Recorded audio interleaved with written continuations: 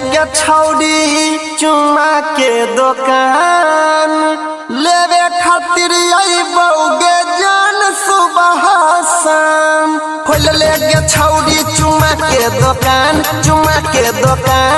लेवे खातिर बउगे जान सुबह शाम खोल ले गे छौड़ी तो अपन दुकान है गया अपन दुकान रोजे रोजे लेबो जान तोहर सामान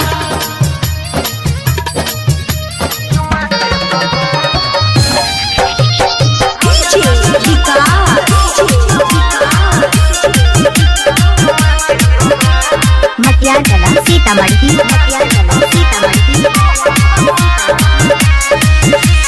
पर नहीं जवानी तो खर्चा जल्दी छपा ले तू पर्चा नोट के गोडी कमाई भी कोई जैसा सगरो के चर्चा सबके नहीं लगे सकेबई सबके नहीं चुमा देबई जेकरा मन हेतै रे ओकरे पा पूरा लुटेबई कथिला होय छही तू परेशान कथिला होय छही तू परेशान खोल ले गे छौड़ी चुमा के दुकान लेवे खातिर बउगे जान सुबह शाम खोल ले गे छौड़ी चुमा के दुकान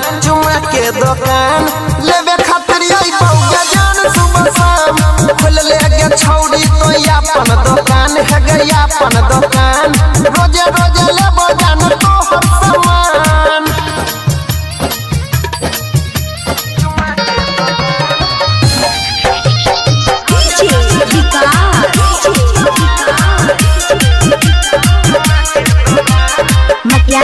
सीतामढ़ी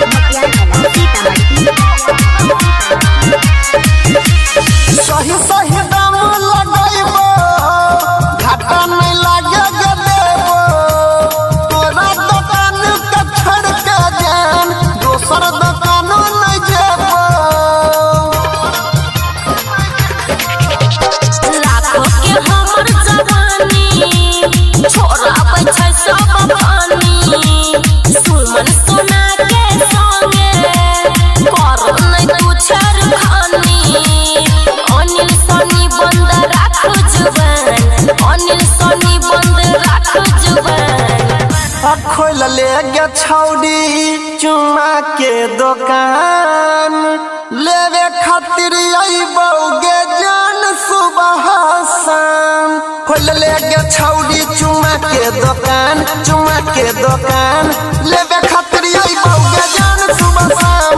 खोल ले गे छौड़ी तो अपन दुकान है गया अपन दुकान रोजे रोजे